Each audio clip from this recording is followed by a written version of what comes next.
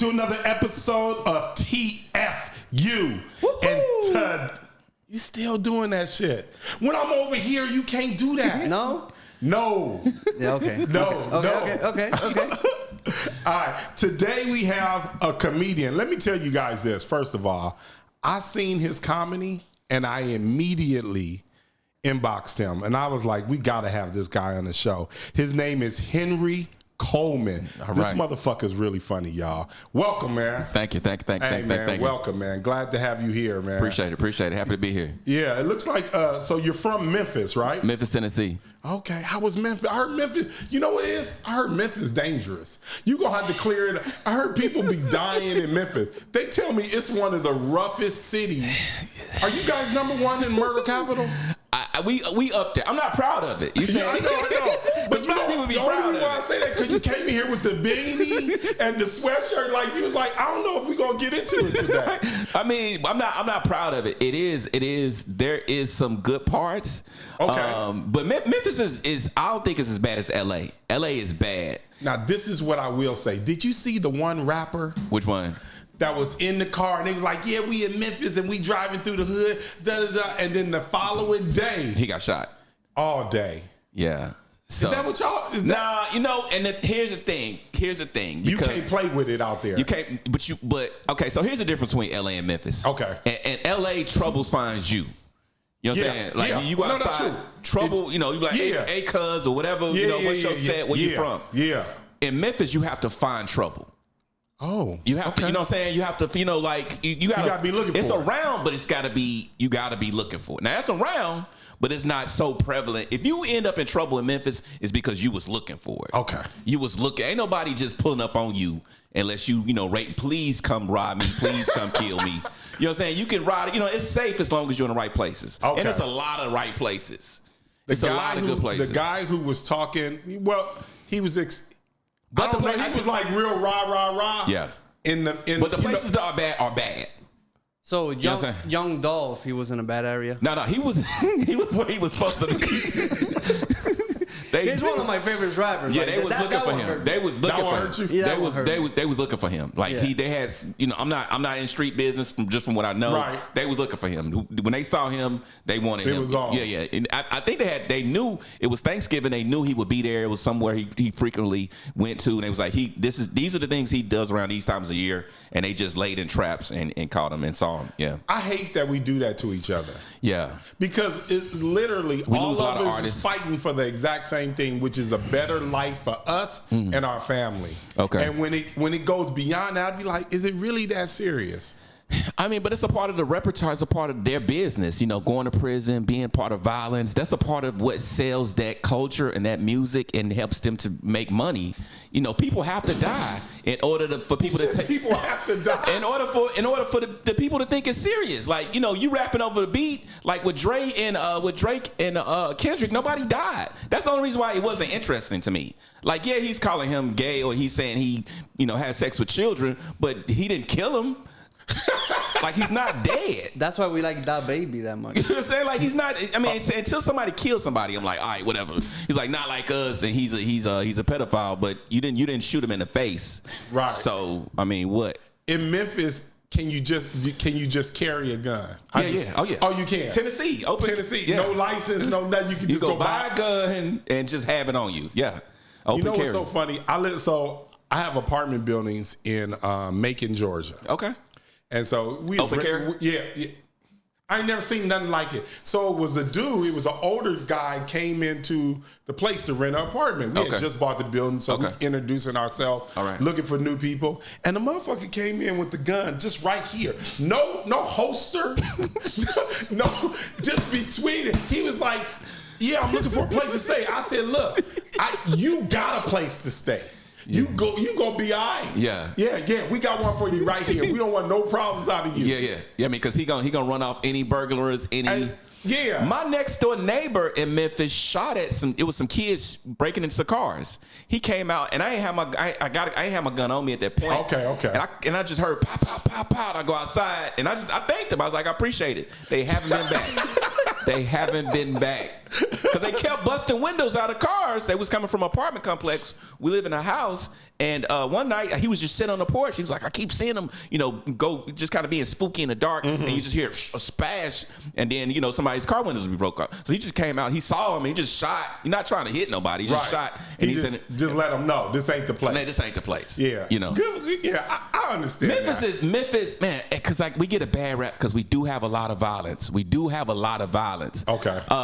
It's a warehouse city. It's FedEx. It's a warehouse city. Okay. Basically, Memphis is an extension of Mississippi.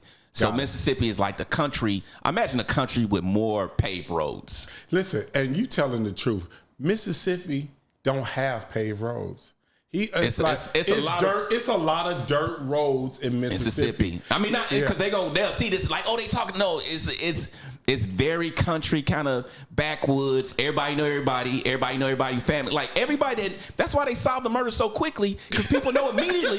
Oh, that's the old boy he was having a problem with. Right. It's bad, but everybody knows. Like I literally I couldn't cheat. Like I couldn't cheat until I got to LA. Like I couldn't, like in a relationship. I couldn't cheat. Like in Memphis, you can't cheat because everybody. The minute you take somebody to church, every woman at church is like, "Oh, that's old girl." Oh, he off the market. Yeah, you know what I'm saying? Like, that's how it's close knit like that. When I got to LA, you can get a lady in Inglewood, you can get a lady in Baldwin Hills, you can get a lady in Compton, you get a lady. Valley. I get that. I separate. I love that for LA. But look, how'd you get into comedy? You said how'd I get into comedy? How'd you get into comedy? Some fat girl told me I was funny. There's just a bunch of fat. That was it? Yeah. And let me tell you. Was she white? Nah, black. No? Okay. Black. Okay. That's a weird. No. You know what he was going with? See, you don't know this. He think every big, giant, fat white girl has a smaller black guy. Yeah. So that's what he thinks. He thinks they all fall for that routine. I was like, that's not really our thing. The tax time fat girl. He don't understand that the white girl in that scenario, she paying for everything. She paying for everything. Everything. My friend in Phoenix had one out there, and she had my friend living so good. But it's a golden cage. You got to deal with her. That's the only thing. You know what I'm saying? And they turn a blind eye to cheating. They'll let you cheat too. They will share. They got no problem sharing dick. It's just that you still have to come home to her.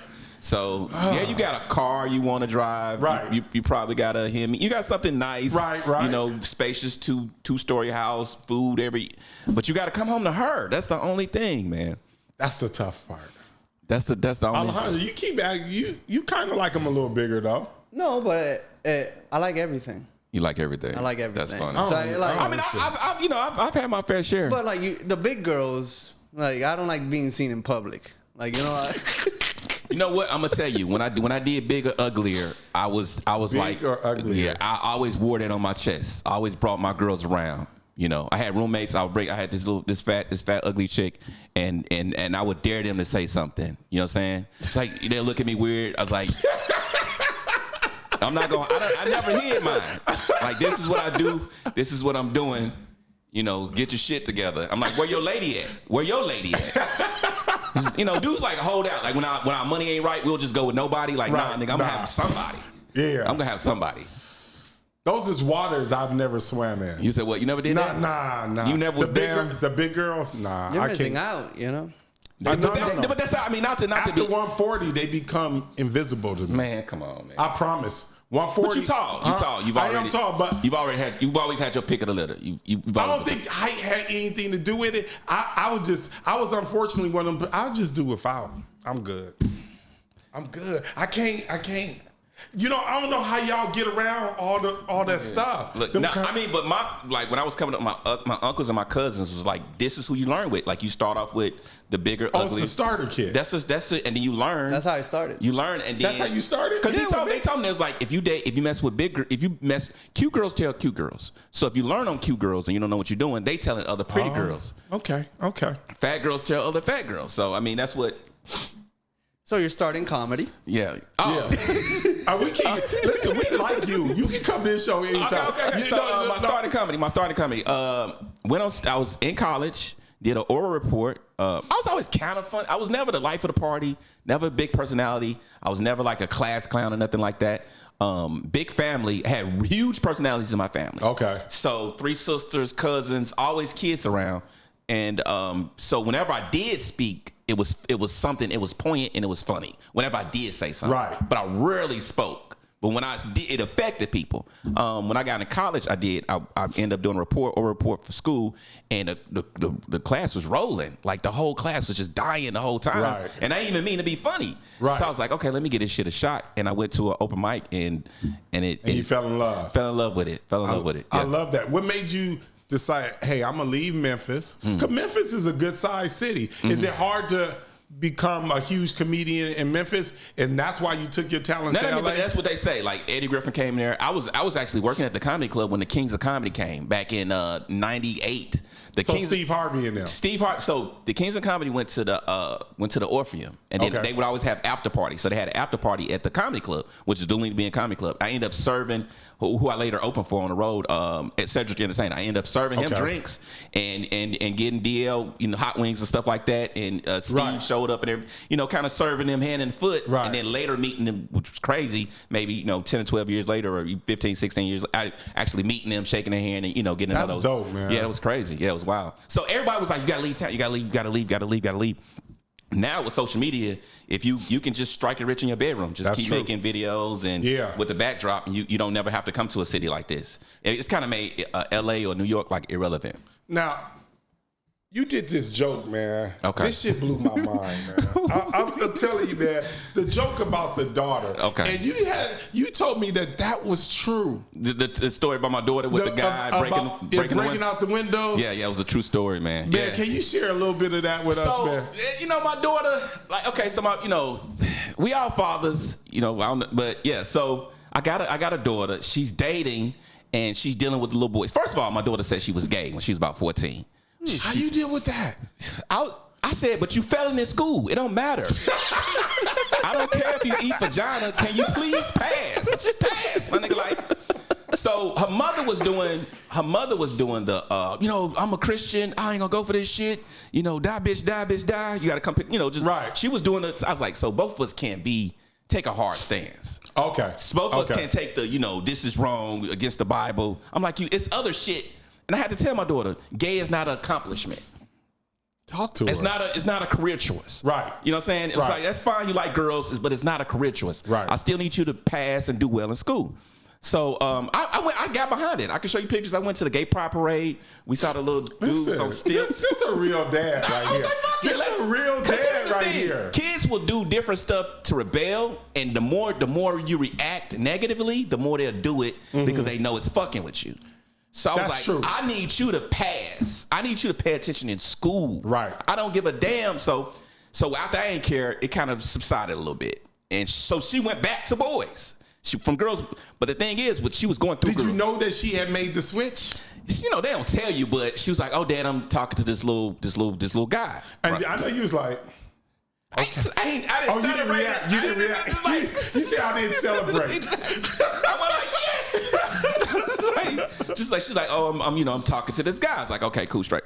And then I realized with girls tell you stuff a year or 6 months after it actually happened. Oh, okay. So if she says she kissed a boy, they already hunching and dry fucking. You know what I'm saying? It's tough. It's tough. I'm telling you some stuff, Listen. It's already happened. Whatever a girl is tell you, it's already happened. And she already done it. Now she just feeling guilty and feel like she need to. She'll go, well, I'm thinking about whatever she says she's thinking about. She already done it. Okay, it's already done. So we just this is tough. Yeah. So she goes back to guys, but she's running through guys the same way she was running through girls, because girls go from girl to girl to girl to girl to girl. They, when girls are dating girls, they skip girls quickly. Like, oh, they might, you know what I'm saying? But she was running through guys like, babe, you can't. Wait, how old is she at this time? Like 17, maybe she's 17. Okay. Still in high school. She's figuring it out. Just doing a lot. I ain't mad at that. I get a call. It's a week before graduation. Her mother calls me and says she bust at the school. She bust the windows out of the guy's car. I was like, you couldn't wait till the nigga got home? So they don't want her to let her graduate. They don't want to let her walk across the stage. Damn. They really to expel her and just hand her a diploma and say, get the fuck out of here. So, she was like, oh, so okay. So fast forward to what happened. She vandalized the car. I got to be a parent. I got to go talk to my daughter about vandalizing this little boy's car. So I'm like, okay, I never whooped her. So I'm like, I don't give her no whoopings. What I'm going to say, I'm a comedian. I'm going to shock her. I'm going to make her cry and get her shit together. Right. So I get in the car. She sits down in the car. And my first words to my daughter was the dick that good for you to bust his windows at the school? That's my first word. You can talk to her. I put my daughter on the phone. She's 17. I'm a grown man. I'm upset. I go, was the dick that good? She pauses, hand to the guy, looks out the window, and then looks back at me and go, Dad, do you really want to know? I said, nigga, you crazy. I ain't said that out loud. I was just like, it hit me in the stomach, like, this motherfucker, who am I? So I kind of like retracted, like, I don't want to know. Yeah, you don't want to know. That's not what I'm just thinking, why ain't you crying right now? Why ain't you just breaking down? Yeah. And she just like, nigga, huh? What's good? So I was like, shit. So I had to take a different approach. Now I explained something. I was like, well, you being raised like you're Rudy Huxtable. You're being raised like you're a good quality lady. Right. And the family's pouring into you like you're going to college and you're going to make something with your life. Exactly. But you're doing hoe shit. You're doing sexy red type shit. Like you're doing shit we expect from somebody who's not, So I was like, but you don't want the treatment that comes along with this. So now that you're doing this, we have to start treating you like the hood hoe. You know what I'm saying? You don't want hood. Didn't say that. I said that. You don't want hoe. If you do hood hoe shit, now the family has to treat you like a hood. Man. Hood hoe don't get a car. Hood hoe don't get, you know what I'm saying? Right. They don't get their hair done. Hood hoes don't go to college. They don't make it. The stuff we doing for you, we do for girls that are good girls. Right. You know what I'm saying? The way you're being sheltered and treated is how good girls get treated. Hood hoes don't get treated like that. So, you know what I'm saying? You want to behave like, and so eventually so why did you do it? She was like, well, he fucked my, she said, Dad, he fucked my girlfriend, my homegirl. Damn. I said, well, do you have any kids together? She said, no. I said, well, then the relationship didn't happen. She was like, what do you mean? I was like, if y'all didn't have no children together, then the relationship didn't happen. Yeah. I mean, away. Yeah, it's a figment of your imagination. You know what I'm saying? Y'all got no evidence of it. And she kind of, sighed. She cried a little bit. I could tell her, like, kind of getting now she was gathering the weight of what was going on. It's like, she calmed down and she never did that again. So, what she did with the friend? Did you tell her we got to talk your friend selection? Like, it's, it got most. It was some little white girl she was dealing with. I was like, yeah, I understand it. And then when my girlfriend explained it to me, because women get upset when you fuck they friends. They get, I didn't know that. For some reason, they get upset. I go straight for their friends after we break up. Nigga.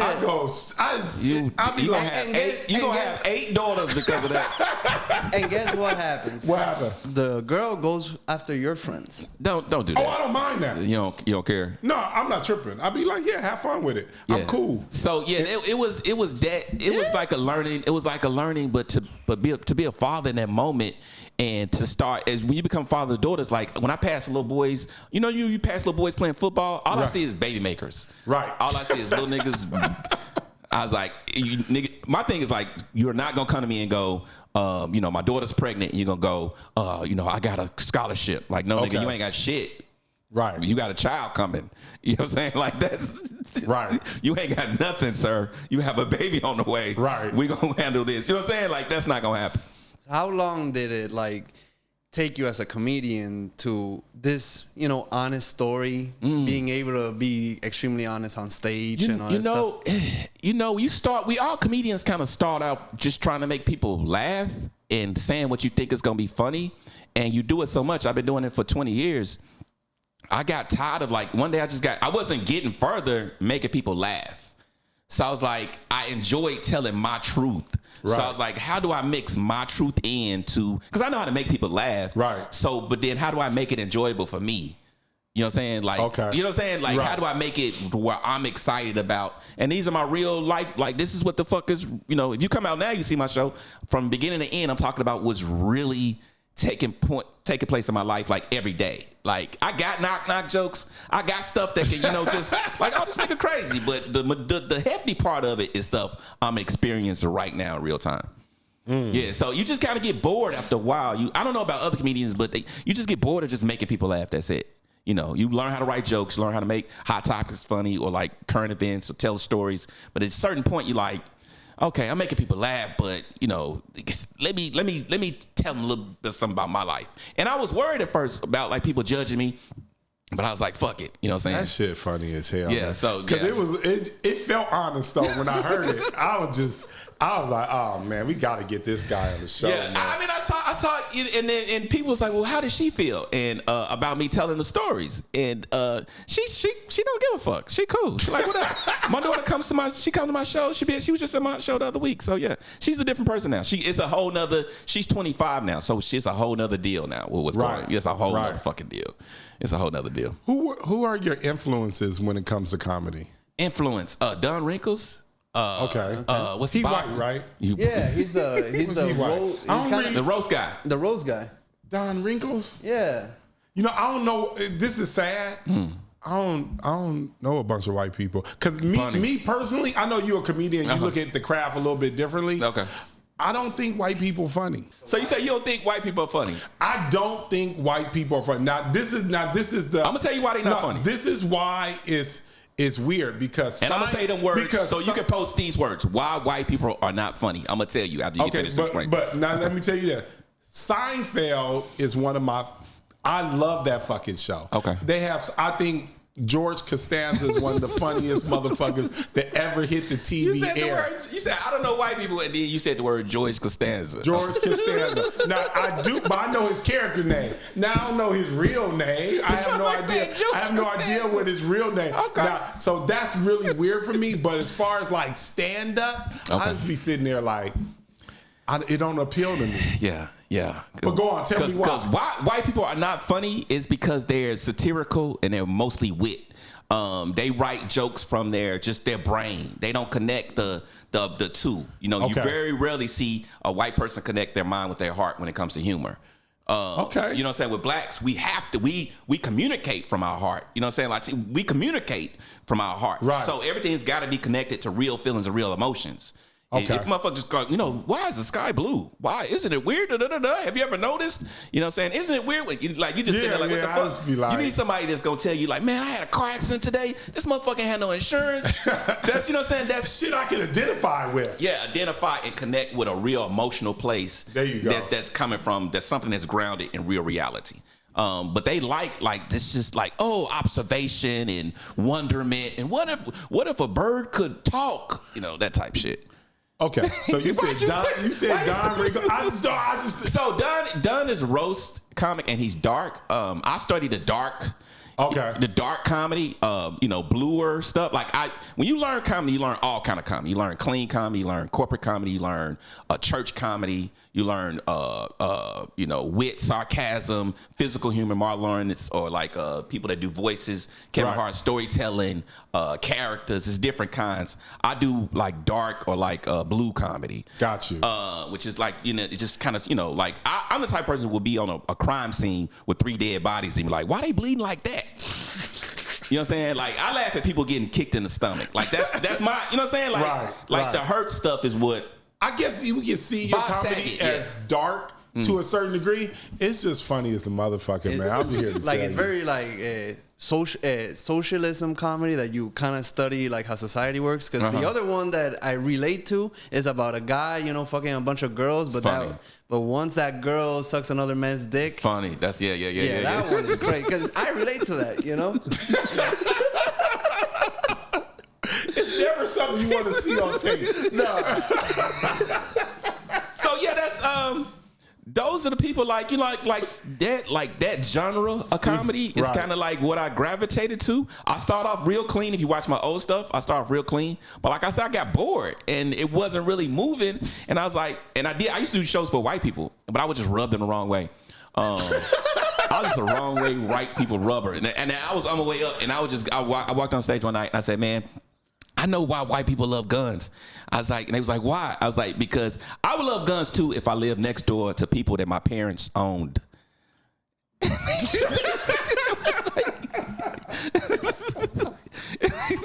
It would just be, it'd be 45 minutes of jokes like that. They was like, man, get this. And it wasn't dirty. They were just like, get this nigga out of here. Get him the fuck out of here. So then I started doing shows for blacks, and man, it was a transition. All right, man. Like I said, man. So you said Don Rickles is one of them. Is there some other influencers? Bob Saget, who I like. I just like. Damn, all white people? No. I'm about to say, like, Bernie names a name, and you're like, oh, white people. Let me see. I don't know his comedy either. Let me see. Let's see. You know Bernie Mac. Who else? You like Corey Holcomb? I'm a big fan of him. Corey Holcomb funny as a motherfucker. Now today, who do I like? Who I like? Benji Brown. You probably the people I like are I like comedians. My whole career, I've always loved comedians that weren't famous, that were funny. I've always been more into just funny than now it's fame, because you gotta be famous to get a crowd, to even get people out. But I've always just liked people that just were good at the craft. So who's your top 5? All time, baby. Let's hear it. You said our top 5 comedians all time? Top 5 comedians. You don't have to be in a particular order that you love. Damn. Okay. So when I started, of course, Eddie Murphy would be at the top. Absolutely. Richard Pryor right under that. Damn. Chappelle. Okay. We talking about, damn, that's 3. Eddie Murphy, Richard Pryor, Chappelle. 2 more. Damn. It couldn't be none but Martin Lawrence and Cat Williams. Okay. My top, top 5. You said happy, yeah. And the only reason Bernie Mac, only reason I didn't say Bernie is because I never saw an hour special from Bernie.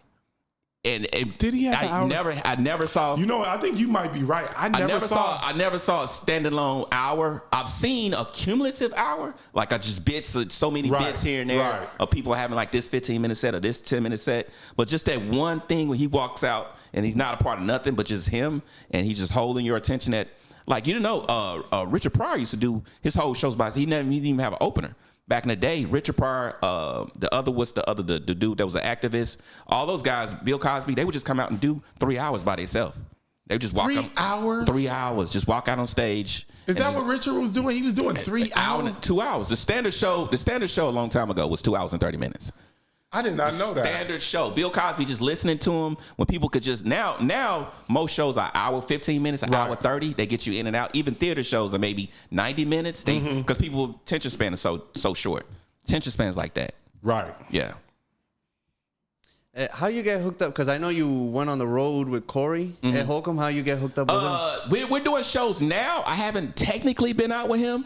I toured for a little while with Cedric the Entertainer. I did some shows with Kim Whitley. But mostly it be they managers or people that are working with them that see you and like, oh, you need to meet or you need to talk to. Okay. So, you know what I'm saying? They think you'll be a good parent for their show. You think they think you'll match their audience. Gotcha. So, and I don't really like me myself. I'm trying to get to the point where I'm selling tickets for people to see me. Because black people don't like to see the openers. You know, black people. They gotta like it. Once you get on the stage, they gotta like you. No. There's no way they don't. Let me explain. It's about black people. No. Black people purposely come late. No, that's true. we purposely. We going to see Jay-Z. We know he lasts. Yeah, okay. That makes sense. So you get, it's good. Usually when you open it for somebody famous, it's good money. It's not good treatment. And it's not good treatment. And those audiences don't, people think like, well, you're in front of their audience. They're going to be a fan of yours. No. That's not what happened. Hell no. Hell no. You remember, so Eddie Murphy did Coming to the Stage, right? I mean, Eddie Murphy did Coming to America. Yeah. Right? And he introduced us to Samuel Jackson, Louis Anderson, all these characters that all the time. Every time he did a movie, he was bringing something. Yeah. And people was like, oh, if Eddie fuck with him, then we should fuck with him. This new generation is not like that. They could love you and not give a fuck about me. You know what I'm saying? Like, you know, like Tiffany Haddish did the Tiffany Haddish She Readies when she put about 10 comedians on a Netflix. Right. You know what I'm saying? That she presented. How many of those comedians can you name? It's not like that no more. Back in the day, Sam Kinison would do a presents, or Richard Pryor would do a presents. Every time they do Def Jam, they have an old celebrities or older celebrity, not old, but to kind of introduce you to go, these are the new. These people don't give a fuck. Either they love you or they don't. And just because they love you don't mean they gonna like your friends. Right. So is your schedule similar to most comedians where you gone Thursday through Sunday? Yeah, Thursday through Sunday. Thursday through Sunday. Okay. Yeah. That must get tough though, flying from city to city. Is it? Do you still love it? You still enjoy it? Nigga, I'm telling you, when I started, I loved traveling in hotels. I used to love sleeping. I love sleeping in hotels. I don't know why the fuck I loved hotels at first. It's you. Like now, I don't go nowhere. If I take my lady with me, like she's upset because like when I go to cities, I just go to the club and then to the hotel and to sleep, and then back to the club, then back to the airport. She trying to party. Not party, but go sightsee. We're in Kansas. You want to go see whatever the favorite restaurant is. I don't want to do nothing in no cities. I want to go to the club, right, to the hotel. It gets kind of redundant after a while. Which cities has the craziest crowds?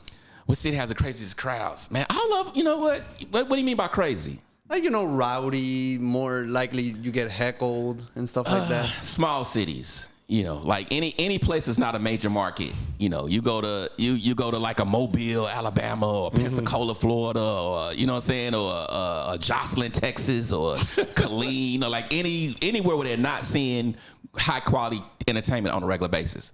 A lot of people come out and think it's gonna be wilding out.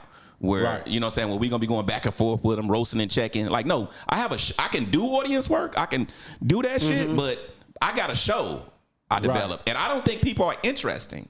I don't think human beings are interested. But you know what, Bob? That's funny you mentioned that, because I see a lot of people do crowd work now. Yeah.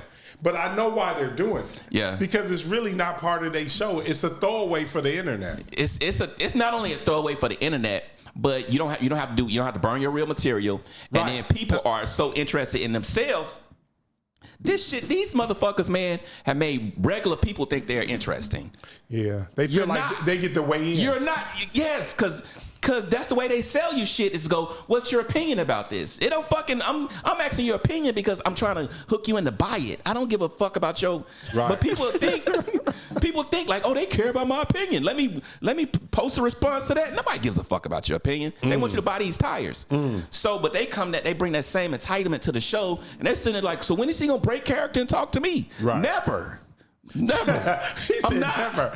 I'm telling another joke and then another joke. If you get too loud, I'll stop and deal with you. But that's not what I came for. I came to bring to put on the show. I came to put on the show. They've elevated people that do audience work. I see it, I get it. But as a craftsman, it's commercial, it makes money, but it's not what we do. No, I get that. It's not. Is what we do is we live a life. We live like you work in your everyday job. You work 80 hours a week, 60 hours a week. Right. When you come to this show, you're tired. You didn't put in 60 hours. Right. You're not fucking interested. Stop playing. Right. You and the people down there joke. Y'all ain't got no fucking stories. You grown. You got kids. Just sit back and enjoy the show. But they want to like, no, I got some new tires. They say I got some new tires. What's the worst heckler you ever dealt with? Man, I had people try to fight me. I've had people people jumped on stage? I had a guy walk to the stage. I had a couple people walk to the stage. Usually when I could see the look in their eye when what you don't want to do, man, what you don't want to do with a heckler is if he's with his girl or if he with a lot of his guy friends and he feels embarrassed for real, you got to fight that guy. You got to fight him.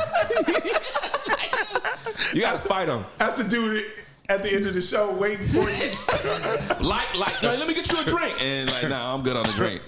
No, you were funny. Let me get you a drink. And then now he hitting you and shit. Like, nah. So like usually I'll cut if they got a security guard. If I really roasted a guy and I could tell he's face getting red or whatever, or just like he's getting in that place where he's like ready to fight, I kind of calm it down. Like, I'm just playing, I'm just joking and da da da da. It's ways to de-escalate. I've seen comedians send people drinks. Yeah. And stuff. No, they good over there. Y'all get up for him. He's a good guy. He don't, and then right. Just keep a lot of attention on him. Make sure everybody's aware of what's going on. You know what I'm saying? And then if he makes any, quick moves, you can hear rustling from that side of the room. Right. So it's usually ways you can kind of like get, I've had people try to fight me. I've had people who were really like, I've had a couple people swing on me. So yeah. That is crazy. What did you say to them? Because I don't know how to do the wilding out. I don't know how to do lighthearted. So you go straight for the jugular. Nigga, you ain't shit. And whatever comes to my heart, creatively, I might say it. Like I knew a guy had been in jail, and my first question was like, "Did you have a boyfriend?" That's just yeah. He was like, "What you talking about?" I was like, "When you was in prison." He's like, "How the fuck you know I was in?" Like, nigga, I do. But he was with his girl, and then I roasted him for like 10 minutes straight. And the whole table was laughing, and I kind of de-escalated. I was like, "Nah, nigga, because I know you kind of gave him his props, and y'all, he's out now. He's trying to stay out, right? Like he's trying to stay out. Don't make me call the police. Look, so no, but yeah, I've had people try to fight me. It's definitely serious. In 2001, how did you get that break to perform in Apollo? You know, man, how did I get the break? I don't know how. I think I knew somebody that knew somebody. It was the worst experience of my fucking life. They hadn't booed nobody all day until me. I was the first. I watched 5 shows. I went up there with I don't know, you know Roy Wood Jr. from The Daily Show. Yeah. Me and Roy rode up there together, and we went to and we watched. I was taping that last show that day, and he was taping the next morning. Okay. They hadn't booed nobody all day, right? So he was like, "Oh, let's go be good." So we downstairs. We having it with Kiki Shepard, and they go, "Hey y'all, no matter what happens." When people come back down here, no booings had happened, but they was like, they do a little speech before every show. You know, just make sure when they come back to the locker room, we still clap them up. We still make them feel good. Right. So the first comic go out there, get a standing ovation. Queen Aisha, she goes out there, get standing ovation. Big girl jokes. I like thugs. You know, I like a nigga with a big dick. The whole thing. Mm-hmm. Crowd stands up. Girl, we love you, big bitches. We love you. I walk out there. Hey, how you doing? And I tell my first joke. Boo, boo. And I'm like, okay. I just hear my mama saying, don't let them see you sweat. Don't let them think they got you. Right. So after they start booing me, I was like, fuck y'all. Fuck you. Fuck. Like I ain't want it to air. I was like, fuck you. Suck my dick. So I'm walking off the, I was like, okay, the Sandman's coming. I gotta fight this or something. I gotta swing on it. So Sandman never came. It was just them booing me. So I was like, okay, it's time to go. Left 20, 30 seconds in, I'm, a minute and a half, I'm back off stage. And then the host comes up, Rudy Rush, and he's like, man, that's fucked up. It's kids in the crowd. He shouldn't have went off on y'all like that. Like, this is a part of it. You should know you could have got booed. So then I go back downstairs, you can hear a pin drop. Like, I was like, what happened with my clap? Like, what my claps? Where's my soft landing for this shit? So I go to my locker, and the guy taps me. He's like, yeah, man, they're scared for your safety. You should probably leave. So they made me leave. So they made me leave the theater. Nigga, they made me leave the theater. I was like, well, can I go get Roy? So I was like, can I go get Roy? Because we rode together. Right. And so I go tap Roy. I was like, yeah, man, they making me leave the theater. They making me leave the vicinity. What did Roy say? He's like, I got to check out because he's prepping, getting ready for the next day, which he went the next day and did well. And he's like, well, I'm just going to catch the train back. I'll see you back over there. So I was like, okay, cool. So I get back to the hotel, and I was like, I'm too amped to even, I can't rest. Right. I can't. And I drove up there. I couldn't sleep. So backstory, when I got the call to do the show, me and my baby mama was beefing. We was going through shit. Okay. So I got the call to do the show. As soon as I get the call, so you about to be on Showtime Apollo, I hang up with him, go, oh, thank you, appreciate it. I call her, bitch, it's over. It's done. Okay. I'm famous now. Call it. It's a done deal. They gonna love me. I'm through the roof. Right. Hey, count your days. This is it. You gonna get your fucking money. Right. Don't worry about it. Get booed on Apollo, driving, just, chest pumping. I was like, I gotta leave. So I drive from New York to Memphis that night, start driving. Oh, wow. I couldn't sleep, right. Because they don't air it right then. They air it a couple months later. They, you know what I'm saying? So, but you know what happened, but they don't air right. You just know it's gonna air eventually. So I'm driving, get to Nashville. I'm like, oh, fuck, I'm gonna be homeless when I get to Memphis. What I'm gonna do? So I stopped, got on the payphone, had to call my baby mama. I go, she go, hello? How'd it go? I was like, I'll be there in a couple minutes. Yeah, I'll be there. And I just hung up the phone. Yeah. And she took you back in. And she took me back in. Okay, until it came on TV. Because she knew it didn't go good. I didn't explain it, but she didn't know how bad it was. Okay. So after she found out how bad it was, and like people start going like, "Why are you with this loser?" Yeah, she ain't like, shit. Yeah, Henry ain't and shit. And they had proof, and they had me getting. Yeah, dudes start calling the house, asking for her like by name. It's like is Shantae there? I was like, God. It's like, nigga, I'm her man, right? It's like, yeah, you was a nigga on Apollo. Like, oh man, yeah. Hold on one second, let me get it. So how did that experience prepare you when you were for BET? BET. I think I did BET with what's her name? Cheryl Underwood. 2000. Y'all did. Y'all fucking. Y'all got do homework. Yeah, you did BET, Comic View, and HBO all that comedy. You know what? The Apollo that experience, because getting booed in front of the 500 people that night, followed by it being aired, just made it thick in my skin. Like no other audience could scare me no more. Right. Like I've experienced the worst, until you've been recognized for being booed, you know what I'm saying? Like from people on the street, like I had experienced the worst. You like I done got fucked the hardest by the worst. It's the new low. Yeah, and it don't get no worse than that. So were people really Henry? It didn't go well. I would be at the store. I was playing basketball. It was like, cause back then TV meant something. Yeah. Like now, you could be could go on Jennifer Hudson right now and still walk the streets and nobody give a fuck. Right. You know what I'm saying? Back then, we ain't have these. We ain't have TVs in our pocket. Right. So TV meant something for about 6 months. Whenever I was on TV, because I did a lot of TV shows, MTV stuff like that. Whenever I would get calls from people thinking I was famous for about 6 months. I was like, oh, we just saw you about to, you know what I'm saying? So, back then it meant something. So when I went and did Comic View and I did HBO, I kind of already knew the effects of it.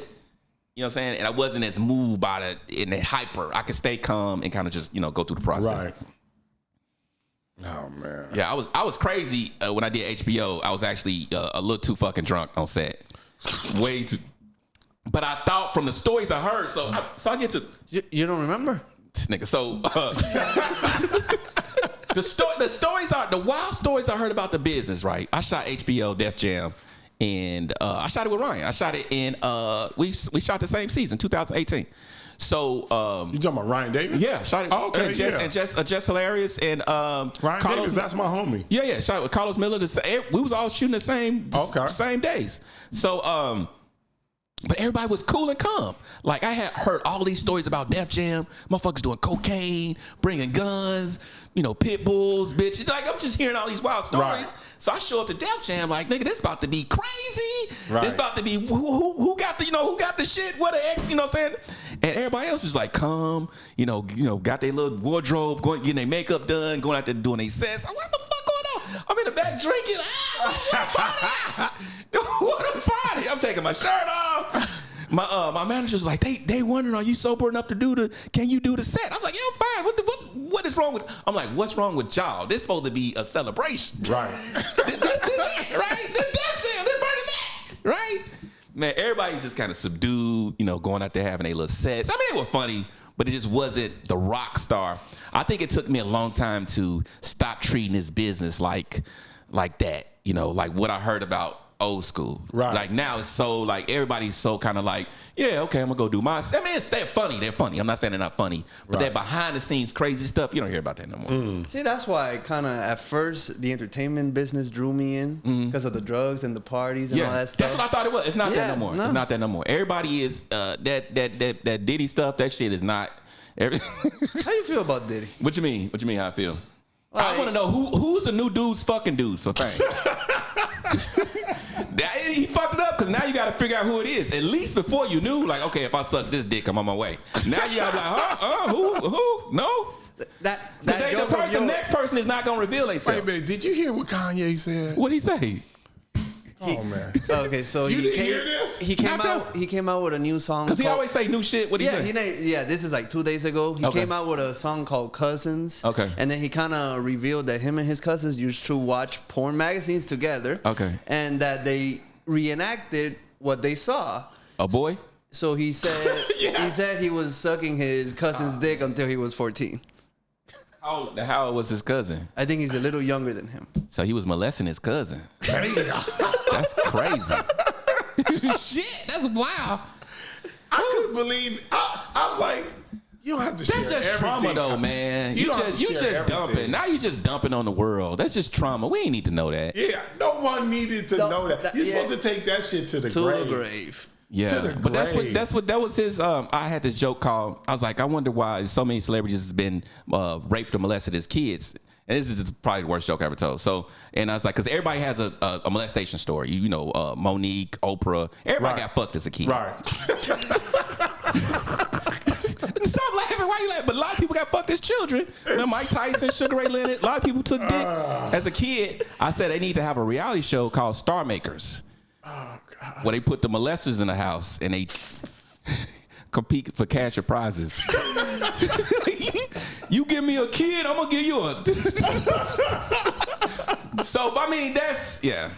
You also had a joke about, I don't want to know about the people who suck dick and make it. I want to know about the people didn't make it. Yeah. That's the sad. That sucks. That's sad, man. I actually know and I told that joke, but I actually in real life know people that, you know, kind of went through a process and it just never got there. Man, yeah, that's sad. Men and women, yeah. Yeah, it happens, you know. But see, that's the problem. But see, here's the thing about quote unquote selling your soul. Is no matter how powerful somebody is, they can't make people love you. And that's the truth, right? You meet the devil himself, the person with all the control of the whole matrix, he still can't make people love you. Mm-hmm. He could put you on platforms, but he can't make people love you. People have to love you by their own willing choice for you to be able to move tickets and drive sales. And that's what true. That's you what drives have some talent. Yeah, you got not just talent, but the love and the charisma or whatever. Like you can't explain what Bill Clinton got. You can't explain what Bill Bellamy has. That's a thing you can't. Even if they, you know what I'm saying? Even if they suck dick for it, it's still something in them that they had to have that resonated with real people's hearts and minds. Do you think really people are really out there sucking dick for opportunities? He knows people. I don't think for people opportunities? I think people get to this city. I've heard of guys training themselves to fuck guys. God damn. Like, you said what? You go to somebody who's gonna teach you how to take dick in your ass so that you won't be. You know, like, people prepare themselves in them type situations. This sounds crazy. I've been in LA all my life, and I'm mentally. I don't want it that bad. Deep. It's the thing. I don't want it that bad, and I always figured I would. I was like, let me just see how far I can get off my natural ability first. You know what I'm saying? I thought the soul selling was supposed to be to go from like 10 million to a zillion. Right. You know what I'm saying? Like, okay, you suck dick after you already made $1 billion. You know, you made $50 million on your own, and you trying to make this other gazillion. Then okay, the people come out the back. I don't need it. Yeah. Have you been? I got 50 million. So yeah. So, but there are people that are that greedy for that higher level of success. Have you been propositioned? Have I been propositioned? Not in a way that was respectable. You know what I'm saying? What does that mean? Have I been? I feel like, cause no, out here with those people, the way they move, I haven't had nobody come in and go, do this and you'll make it type. I never had that type of thing. I've had like, hey, what's up? You know, like a glance or like and then somebody go, that's the guy that does. Or if you talk to him, when people try to pair you in places, that type thing. I'm mentally preparing myself to bang an old broad that has money, but I cannot do dudes. But there are straight men that do gay porn. So no, yeah, we know. And to break into the industry, that's what they have to do. Wait, we gotta stop. We gotta put an end to this. Henry, I'm not letting you get away with that statement. There are no straight. How did you get motivated as a straight man to go through that experience? You take a pill. You drink a little bit of alcohol. You sound like there's some experience over here. Have you taken any pills? I really feel like just for my integrity as an artist and a creative, like I should get to a certain point based off of my ability. Do I think there's a closed section of people that control a higher tier or a higher level of any business? Yes. I believe that's true. I believe they exist. But I do believe that there's a lion's share of success and profitability you can have before you even go into that room. Okay. You know what I'm saying? Before you even get to that. Have you ever heard of people entering that room and coming out of that room a little bit different?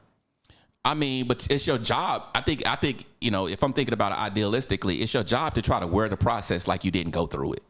You know what I'm saying? Even like, that's fucked up. If it's a friend of yours, you might see the difference in him or them or her or whoever. But it's your job to go through the process like you didn't experience it. So your glasses? No, they don't. No, they don't have nothing. Okay, so is it like, why do you choose to do? Why do I wear the glasses? Yeah, because I look too formal for comedy. You know what I'm saying? Like I have a very military look and a very regimented. Like I'm not ugly enough to be funny, and I'm not fat, and I'm not short. You know what I'm saying? Yeah, I'm a regular looking guy. It's not humorous.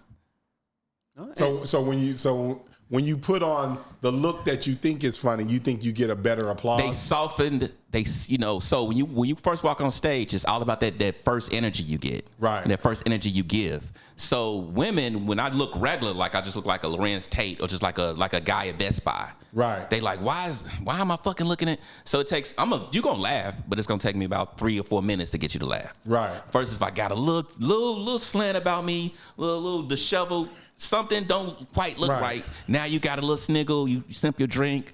I'm gonna get the laugh at 30 seconds or 15 seconds. It's funny how stuff like that really plays a role. Yeah. It's a visual effect. It's crazy. Because I would see like fat comedians go up. Like everybody has a physical thing. Kevin Hart is short. He'll go up and sit on the stool and swing his legs. Now he already got you with the leg swinging. Right. Then he starts you with the voice. Then he starts you with the characters. Then the story. So it's a pre-calculated process. So Ryan, since you know Ryan on his weight loss journey right now. So that's the one thing he told me. He was like, he didn't know if he lose the weight, would he still be funny? So that played with him a bit because, like you said, but he's a relatable looking guy. Right. You know what I'm saying? So you're never gonna lose that. Like Lavelle lost weight and you're never gonna, but the fat joke is an easy joke to kind of just kind of have a continuous, I can't stop eating type material to keep people laughing in between real material.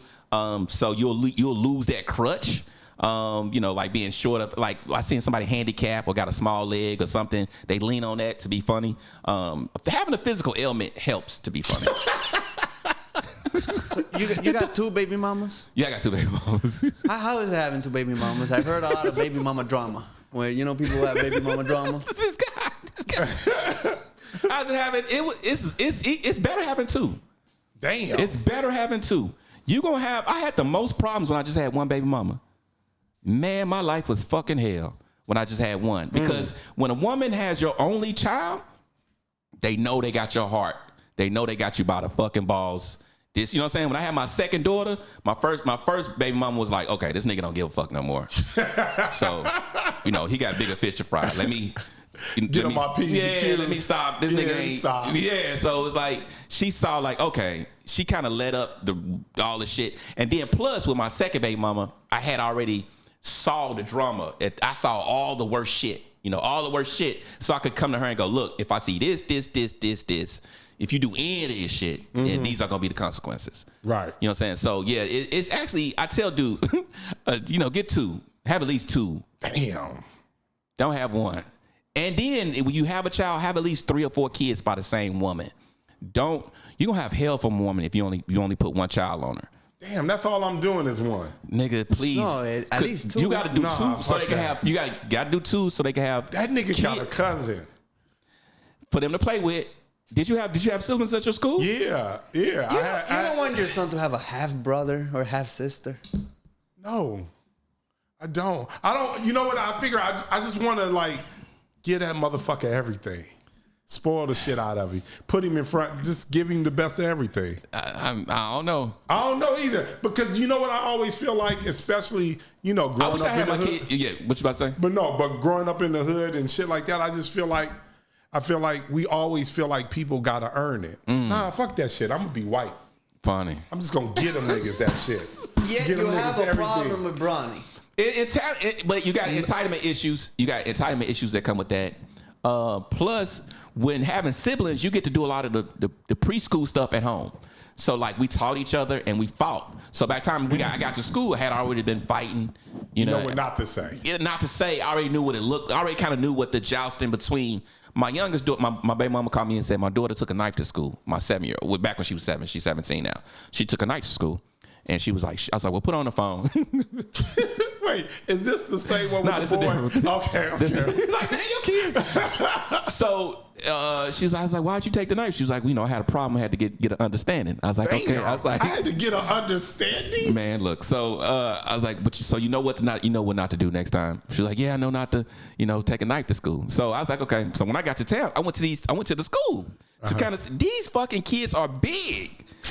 My baby, she like a little. I was like, okay, I see why she brought these kids. Some of these kids are my size. I was like, I see why she brought the motherfucker. I see why she brought the knife. Okay. So, what are your biggest lessons in your comedy career that you can install on? You talking about biggest lessons? What you mean? That's a broad question. Well, what are the lessons you've learned as a stand-up comedian that you can instill in somebody who wants to take that path? Stand-up comedy? Yeah. Oh, man, you talking about just somebody who want to do stand-up comedy? Yeah, since you 20 years. He's asking really for himself. I'm asking for He's trying to get on stage one day. Just get up there, man. The crowd gonna teach you. Let the people tell you. The people, everybody lie to you. Everybody you know is gonna lie to you. Everybody walk around you that's a friend of yours is lying to you. You living in a world full of lies. When you walk on that stage, those strangers will tell you the absolute truth about yourself, whether you want to know it or not, with their laughs or not laughs. They gonna tell. That was the toughest part. Was like, okay, to find out who I was and I wasn't, and I stopped dating women. I would break up with a girl that laughed at a joke that didn't work on stage. Damn. If I was saying some funny shit to a lady and she laughed and I walked on stage and said that shit and it wasn't funny, I would dump her. Because you're a dishonest laugher. Right. And I'm thinking I'm hearing honesty. Like the thing is about hearing honesty. Because so you'll see these guys get on these attractive guys. And I could tell like, oh, this guy, he get a lot of bitches. Most niggas that get a lot of hoes think, oh, I can do comedy now. And he kind of walk up there with that swag and it's not funny. Womanizer energy is not funny. It works for women, but it don't work for a crowd. Right. You know what I'm saying? Because that's those women, they want you. They lying. They going, oh, that's so funny you said. Ain't none of that shit funny. She wants you. She want to be with you. Right. The crowd is full of strangers. They gonna tell you they gonna be like, nope. But you'll be able to find the truth. And if you accept the truth, then you'll be funny. How many girls you dump because they lied to you? Man, a lot. I really, a lot. Hey, how long did it take you to be comfortable on stage? About 10, 12 years. About 10 to 12. It's going to take about 13 to 14.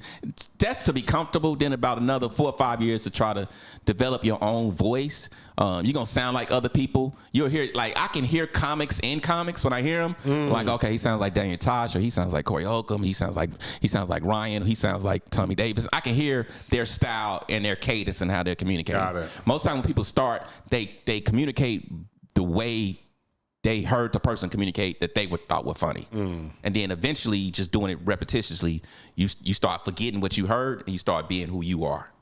It takes some time. Has anybody tried to steal your jokes? Yeah. And you caught them? So it's different rules. It depends. Like, if a famous person steal your joke, you just kind of got to take that. Chuck it up to the game. Yeah, I had a famous person took my joke. And you don't want to name the person? No. And I think he took. I had to ask. I think he has writers. I know the guy has writers. A lot of big people have writers. Okay. They have people that write. And I think one of his writers gave him my joke. Okay. So he did my joke on the platform. Fair enough. So I went the next night and did my joke on stage, and the audience would go, "You're doing blah blah's joke." Like, they were telling me I was doing it, but it was really my joke. Nobody's going to believe me because I'm not famous. Right. So if somebody famous takes your joke, you just kind of have to take that. You know what I'm saying? Like, you can't get off like, oh, here's me doing a joke, and here's this, So when Cat Williams was talking about, fame, like there's certain cliques and it's a lot of bickering and people take other people's jokes. So that absolutely happens. The new rule, the old rule was most people try to buy your joke. If they see your joke, it's like, I'll give you 50. Somebody tries to buy your joke, they're probably going to steal it. They'll just give you $50 just so they don't feel bad, but they'll steal it anyway. $50 Back in the day, joke? They would give you $100. Somebody would just come in and be like, hey, man, I like that joke. Let me have it. And give you $100 or $200. They're going to steal it anyway. They just giving you some money. What you looking at? $100? But yeah, they gonna steal it anyway. So they gonna steal it. You might as well get paid. Yeah, they gonna steal it anyway. If they like it that much, they gonna steal it. Yeah. So the rule is whoever gets to the old rule is the new rule is whoever gets to TV or a big platform with it first. That's whose joke it is. God damn. That sucks. So it's a lot of people being drowned out. Yeah, of course. I mean, but that's funny, and the people that are already on top are utilizing their jokes. You're most funny people don't have the wherewithal to go through the process to create the platforms to get to. The most creatives don't have the drive in that business way. The funniest people I knew quit. I mean, just to be honest with you. The most funny. Because they couldn't deal with the business. The bullshit. The real artists and the creatives can't put up with it. They can't deal with the shit you got to go through to break through. But that's why the internet and social media gives you a chance to showcase yourself without the bullshit. Not really. No, it doesn't? Because here's the thing. This generation is so... I had the viral video with another nigga sandwich joke, right? So back in the day, you have a hit song, viral video like that. people would share your video. Like people would, back in the day, Bernie Mac said something funny, we would share Bernie Mac. Oh, Bernie Mac said, or they try to sound like him. Now, if you come up with something good, people copy it and say, I said it. So people were just tagging me and different people repeating my joke. And I can't go, I can't get on every thread and go, that's my joke. You know what's a million threads. I heard another nigga sandwich before. Okay. And I don't think you said it. Yeah. So yeah. That's fucking hilarious. Man, I had 10 people in my inbox because I would occasionally, like every couple months, I'll repost the set from 2017 where I actually taped it. Hey, motherfuckers come to my inbox, go, that's my man's joke. I just heard him do it last night in Philly. I was like, nigga, this set is from 2018. The fuck? Oh, okay. Sorry, OG. Yeah, so it's got to the point where they accuse me, or they accuse the internet gives you no credit for intellectual what's property. Right. Plus all these podcasters, all they doing, I mean, I'm not saying you guys, but all they do is watch our. No, we do it too. Yeah. I'm just fucking crap. That's my shtick. It's like, don't think we better. Don't think we know better. So, but all they do is form the internet for different ideas and just pick and pluck like Taco Bell from other, you know what I'm saying? And then then come on in like it's every time I drop every time I drop 10 minutes of material, I'll see 8 different podcasts with different subject matter. Oh no, we see it all the time. People. I mean, with different we're on weird questions that now all of a sudden it's like, have you ever done this? And it'd be just like one of the premises in one of the like, we've caught that. We've been victimized from that all the time. I've shared it a gang of times where I show the person, you know, whether it's Charleston White or whoever, somebody saying exactly what I'm saying on stage and then repeating it like in a car or at a podcast somewhere like they thought of it. Right. And with comedians, we can hold each other accountable. Like if you're a comedian, you steal my joke and we're on the same level, I can check you. Like, hey man, what the fuck, right? We're on the same, what's going on? It's my joke. But you just Joe Blow podcaster, you don't give a fuck about me. You got 100 million followers. I got 80. Right. You know, just block and delete. It's hardcore now. So do you the thing that Cat Williams was talking about is absolutely true. Yeah. All clicks. Yes. What you mean? What you mean clicks? Like he was just saying there's certain clicks, if you're not a part of that click, then they kind of like push you to the side and don't let you in the club. It's a lot of different ways to make money. You have to so the business is you either got to be a big fish or you got to eat off a big fish. Okay. You know what I'm saying? You got to be a whale. About like opening up for them. You got to either be a whale or you got to eat off a whale. You know what I'm saying? How do you become a whale? You ask Cat Williams, Kevin Hart, Mike Epstead. Those are the whales.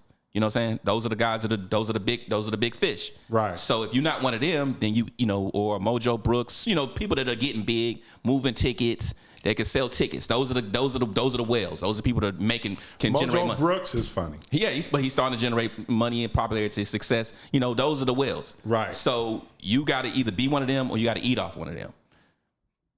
I noticed like comedians are like NBA. So that ends up kind of being what you talk about, the clique. So once you join like a clique or a team, or you're like on tour with somebody, then you start to be synonymous with them. Like if you're out with, you know, oh, he tours with Kevin on stage, or he tours with Cedric Entertainer. He tours with different cliques. You know, as long as the clique you making money, then you fine. I mean, but if you with a clique that's broke, then. Do you write your own? Yeah. I know you write your own jokes. I heard your shit. Your shit funny as hell. I'm talking about like, are you writing like a TV show for yourself? Yeah. Oh, you have? Yeah. I can see that for you. I can see that. That's going to be My first show I wrote was Dykes and Dads. It was a show. Dykes and Dads. about my baby mama dating a stud. And it was... Please tell me this wasn't true. Because everything you talk about seemed to be a really part of your life. No, it wasn't. It wasn't my baby mama, but it was actually a friend of mine who a girl who had broke up with a guy, and she was dating the stud now. And with her baby daddy constantly getting into the stud, who was trying to be the step stud daddy of them going back and forth. Yeah, my brother-in-law, man, actually a stud took his wife. Damn. And the little lady approached him like, yeah, you know, she chose me over you. And I said, did you knock her out? Did you swing on her? He was like, nah, I ain't hit her. I was like, why you? If a woman put herself in a man's position and go, she should get some of the man treatment. If a woman, would you disagree? If a woman show up and go, yeah, your lady chose me, pimp. Like, what would you do if a man did that, walked up to you, then like, nigga, okay, it's time for us to get down. You came for the knuckle sandwich, right? If a man took my girl, I'd be like, but if he not if he take your girl, but if he came to you, like if he stepped to you, like, yeah, nigga, get your shit and roll. Okay, that's different. Yeah, no, those fighting words. Those fighting words. You know what it is. So that's what she did with him? She stepped to him like, yeah, you know what it is. Get your shit, get out. It's time to step. You know what I'm saying? Yeah, I'm gonna give you this long to be out of here. Is it okay? Damn. This long to be out of here? You know, like the clock is running, nigga. And he ain't do shit. He ain't do shit. Is it okay to punch a stud? I think it might be. I think that's okay. I don't think you can. You can't? I think it's okay, but you can't. They can't whip out the titties after the fact. Like, I'm a girl. That's stupid. No, they can't do that after the fact. I don't think so. After you swing? Yeah. Be like, I didn't know. Police on the way. She put on her dress and shit. Like, hold on. She wasn't, hold on. She'd have had that on earlier. No, sir. Oh, no. What's next? So the joke stealing. So if we on the same level, then I could check you. Okay. If you below me. Have you checked anybody on the same level? No, because it don't matter no more right now. It don't matter no more. Anybody, I start writing my material in a way to where you probably not gonna be able to deliver it, and if you do, people gonna know it's me, and they gonna feel my essence when you do it. And you won't be able to be profitable off of it anyway. My material is so kind of like a glove to me. So, yeah, I haven't had to do that. I haven't had to check nobody. How you decide which content you put on social media and which one you let bake for like a? Because you actually put a part of your show. Yeah. On I don't know if part of your big show, but I see little clips, and a lot of comedians don't do that. What you mean? Put my real stand up? Yeah, because I write so much. Oh, okay. You know what I'm saying? When you come out, you come out to see me now, you're gonna see a whole fresh hour. You know what I'm saying? You're gonna see a whole new you from the first show to second show, you might see a different 30 or 40 minutes. So it's like it's all different and new every time. Plus, I write classics. You know what I'm saying? I'm not posting audience work. I'm writing hit songs. Talk about it. Everything, cry like you supposed to. People under my post were like, man, I could watch this over and over again. I watched this clip 5 times. That's what comedy's supposed to be. Listen, and they telling the truth. Yeah, Henry, they telling nigga the shit about the daughter. Yeah. Nigga, I watched that shit at least 20 times. I couldn't stop laughing. It's supposed to be a rhythm and a cadence and you supposed to. When I was coming up watching those guys, watching Earthquake perform, watching guys perform, it didn't, you know what I'm saying? Right. You can hear the chicken cross the road joke over and over. It just hit like that. Now everybody's like, oh, let me talk about what I did today. Current event. My life is like this, but it ain't nothing. It's nothing. It's like stick to your bones type shit. Right. So no, I don't post a lot. Like I only got 200 posts. Right. But it's gold. And people want me, they like, well, put more out. It's hard to make gold. I don't wake up every day and make gold. I make gold and diamonds. There you go. You know what I'm saying? Yeah. So when you gonna cry laughing, you're gonna see the Laugh Factory clip every 3 to 6 months, but it's gonna be dope. Right. I'm not trying to hit you in your stomach every day. Mm-hmm. Then you come and you see a bullshit hour because I done put out my good shit online. No, man, I'm bullshitting you online. No. The level of quality you see. I have people come to my show. Man, I had a whole audience stay for. I would think I was in Detroit or Duluth, Minnesota. I had 100 people stay and call 50 other people to watch the next show. That's funny. You know what I'm saying? That's what we supposed to be doing. That's the kind of comedy we supposed to be making. Talk about where people stay for the second show, watch some of the same jokes and new jokes, and be like, man, I laughed. That's how we supposed to be writing. That's how comedy's supposed to be created. I mean, I get it now. You can get it. You can create a character. You can do sketches. And it's nothing to entertain people for 2 hours. They drink and they drunk anyway. You put up 2 losers in front of you. They do some bullshit. Curse dick, pussy. You get up there and jump around with a suit, whatever the fuck you do. And then people feel entertained because they watch you. They in love with you. They seeing you all day. They watch you on their breaks. They watch you when they get off work. They seeing your little videos. Yeah, I understand that. But I know the difference in quality when I see it, even though these people might not. And I don't, because this is the way they consuming it.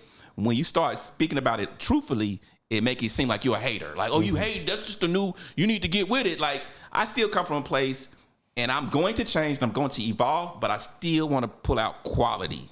Like that Bernie Mac, that hour, I still want to put out that hour of quality, classic, where you see it, you're like, man, this goddamn shit. Do you have a classic already prepared? I got a classic already prepared. When you see my comedy, because I watch my comedy, like I'll go back and watch my old clips, and I'm like, man, I'm so fucking. I remember watching comedy, and the reason I was impressed by it was like, because I was like, I can't do that. A good comedian is gonna make you feel like you can't do that. That's how bad and horrible these comedians are now, where everybody feels like they can. A good comedian is gonna make you think, I can't do that. I can't. How does this? Well, people come to me, their eyes open, they asking me questions. I can't explain it to you. It took me 20 years. I can't. Ain't no question this man can ask me. I can catch him up 20 years. Right. Zero. That's just a process. You got to go through it every night, 365 days a year for 20 years, and you'll know what I know. How long have you been doing chocolate Sundays? Man, I've been doing chocolate Sundays. It took a while. It took a while because they take you through a process. So first they put you on a pre-show where you get like 3 minutes. You have to do that for like 4 or 5 years, and then they put you on a graduation spot where you get like 7 minutes. And you got to do that for another 3 or 4 years, and about 10 or 12 or 13 years they put you on a regular spots. So we just had the host up here for Chocolate Sunday. Was Ron G? Okay, yeah. He came up here. Then he invited me out to a show. That nigga funny as a motherfucker. Man, he's another 20-year guy, just super hilarious. That nigga funny as a motherfucker. Yeah, and got classic bits. Classic and can rock a crowd. Be like, you don't deserve me. You said what? He don't be like, you don't deserve me. I'm funny as a motherfucker. So I mean, but a lot of us haven't been able to translate that onto that social media space. And it seemed like the people that are kind of making it at it are the people that were born into the technology. Right. The ones that never knew life before this. If you never knew life before this, then this shit gonna come to you like a fish out of water. Right. But I remember when phones were this fucking big. You know what I'm saying? Nobody had them, and you had to be a drug dealer. You had to have $3,000 down, and it was $5 a minute. You know what I'm saying? That's so it's a different. Y'all gotta be going, but it's a different state now. It's a different state. Man. Chocolate Sunday. When's the next time you gonna be at Chocolate Sunday? Because I'm coming. Because here's the thing. They post all of my sets, which I don't mind, because it goes out to 2 million people. Okay. Because they got Chocolate Sundays had about 1 million on Instagram. Do they tag you too? Yeah, and they tag me. Okay. So you get followers behind it. I'm gonna tell you, I get about 60% of my work out of my Chocolate Sunday sets. Okay. So when they run the sets, then my inbox is flooded. How do we get to you? What's your rate? Okay. And I have to weed out people. You know, because I don't take anything under $2,000. I don't deal with people. I love that. I don't deal with, because I price myself out of trash. And I've had people who call me that excited, but they can't come up with the money. You know what I'm saying? They like, man, I just saw your man, my lady crying, laughing. You can hear in the back. What it take you to get you to Tallahassee? I'm like, $2,500. You're like, well, I can't. You know what I'm saying? Right. Like, right. I would love to that flight and everything.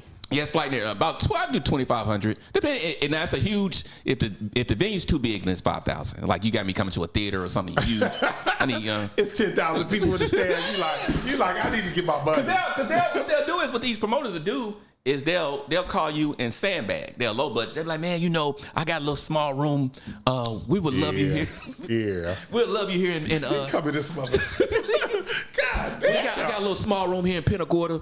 I think the people will like you. It seat about 300, 400 people, and I'll send you the deposit. You get the money quick. Like, okay, it's $2,500. You get the money, the $1,000, whatever. You get it quick. Like, why does money come so quick? You get there, you land that day. I was like, you in the city? You land on plane. They cash out you the rest of it. Like, why am I getting this money quick? Switch venues. I get to this one venue. This man paid me out of his front pocket, no problem. Like, okay, money good. I'm at the hotel chilling. I get to the venue, all Cadillacs, Escalades, trucks. You know what I'm saying? I know you was like, this nigga. I walk in, it's a banquet hall, seats about maybe 700 or 800 people.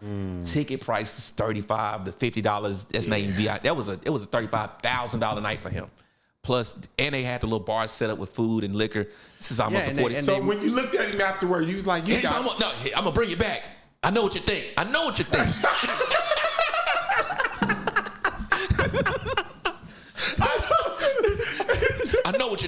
I wasn't trying to do that.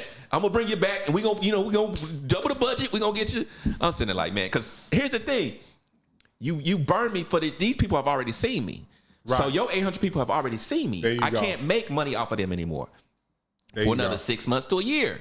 Right. So that's why I have to charge you, because it's not McDonald's. It's not coming back every day. Right. Once I burnt this market.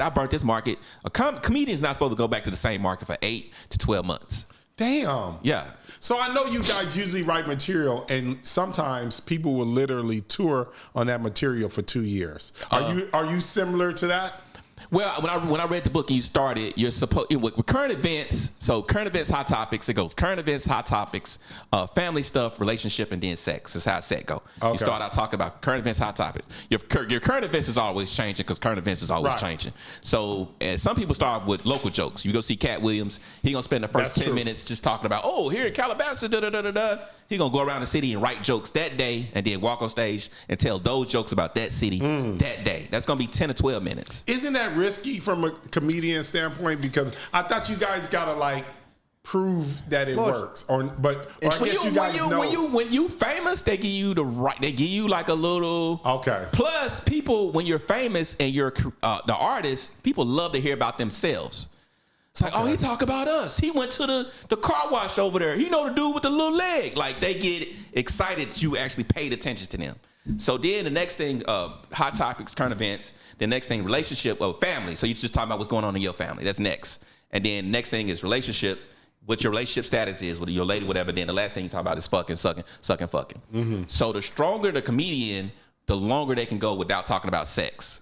Got it. So when you're watching a comedy, you watching the special, you watch Kevin Hart, he'll go the whole 45, 50 minutes, will never say nothing about sex, and then be like one little I fuck pussy thing at the end. Right. Because that's just the strength, and then you'll watch some people, and they come straight out, pussy, dick, fuck, pussy. You know what I'm saying? These bitches. You know what I'm saying? That type of thing. So yeah, you're supposed to change your material. It's supposed to gradually change.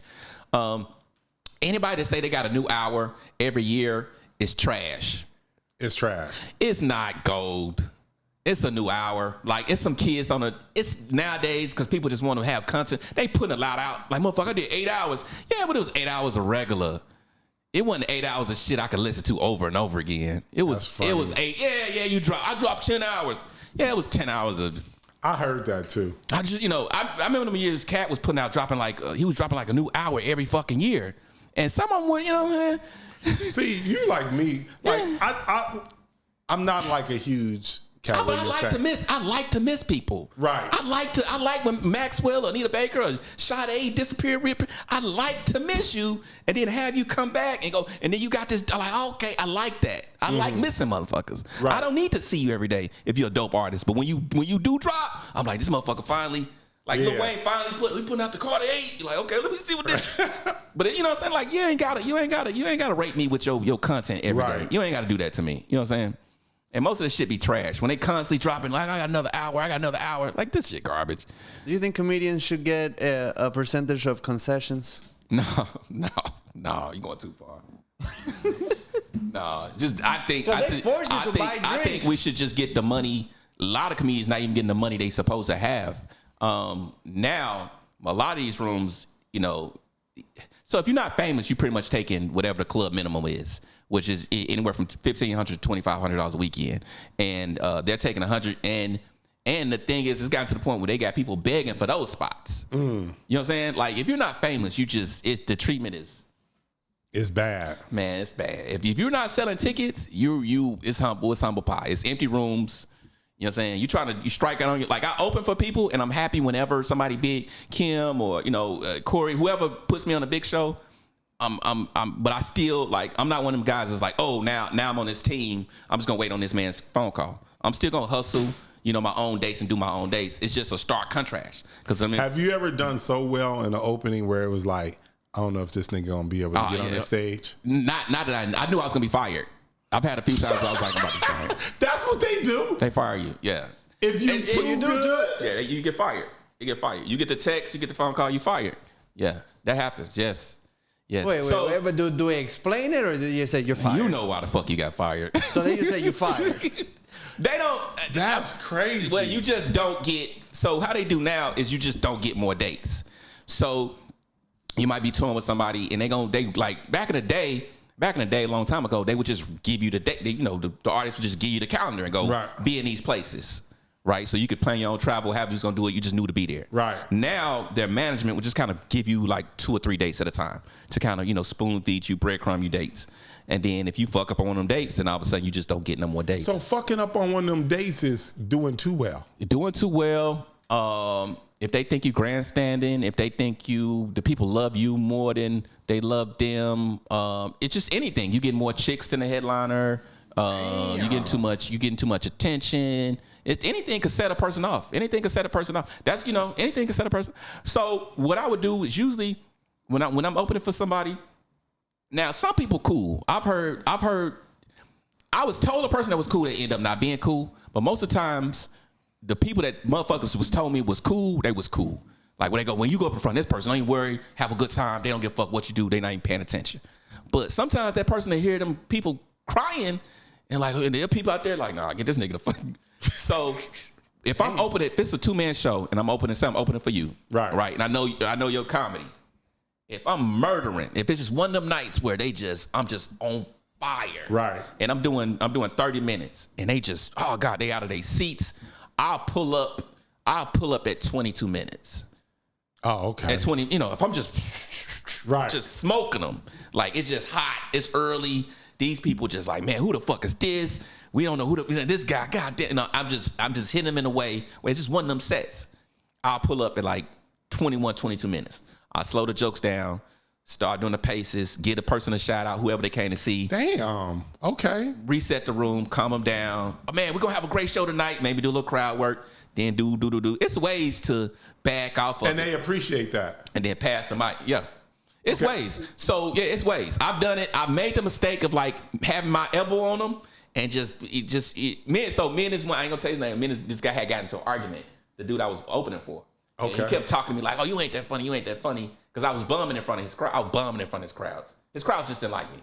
And I said, man, it's just a trick, something for me to figure out. So I went up there one night and just, did something different than I had. And whatever I did, the crowd loved it. Killed it. So I'm doing 30 minutes. So I get the light at 10. I get like a 7-minute light. So I got the choice. Either I could calm them down. Either I could take the gas off and just kind of coast it out and then bring them up. Or I had in my back pocket, I had another 10 minutes of just.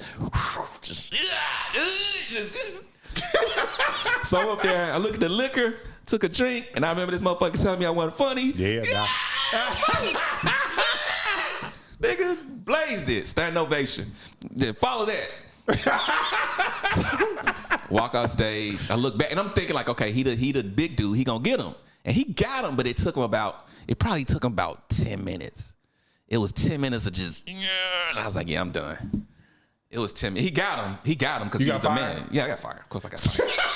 Kind of sounds like it's better to bomb than do good. That shit crazy. They don't want you to bomb, but they don't want you to do better. Nah. Yeah. They want you to do, and then not just. So when you're an opener, your job is an opener. It's a very difficult talent. It's a very unique talent to be able to do. You have to be able to do 100 shows and not get better. 100 shows. Can you do a tour and not get better? That's how to keep your job as an opener. Is to do so anything you do a lot, you're gonna naturally get better at it, right? Right. If I make you a comedian, I write jokes for you. After 10 days, you're gonna be better than you was absolutely on the first day, right? But you know what I'm saying? I don't want you. I want you to stay where you are because this fits me. What you do today on day one makes me look great. That's what you're here to do. Make me look great. You're not here to get better. Damn, you know what's so crazy? I thought it was to put on a good show. Fuck no. I'm the hero. You are babysitting them until I get out there. Wow. Yeah. You're making these people feel entertained and provided for until the hero comes to the stage. It's like a fluffer, right? Yeah, you're a fluffer. Yeah. Fluffer. But only you gonna use that term. It's like you don't make them especially the older comedians, they really want to so the older comedian bring out a younger comedian that's not that good. So their crowd is like, oh, he's better than the people of his school and this new school. These new cats can't fuck with him. Right. But you picked a new guy that couldn't fuck with you. You know what I'm saying? Like that's what you're getting. That's what you're getting. The game is rigged, man.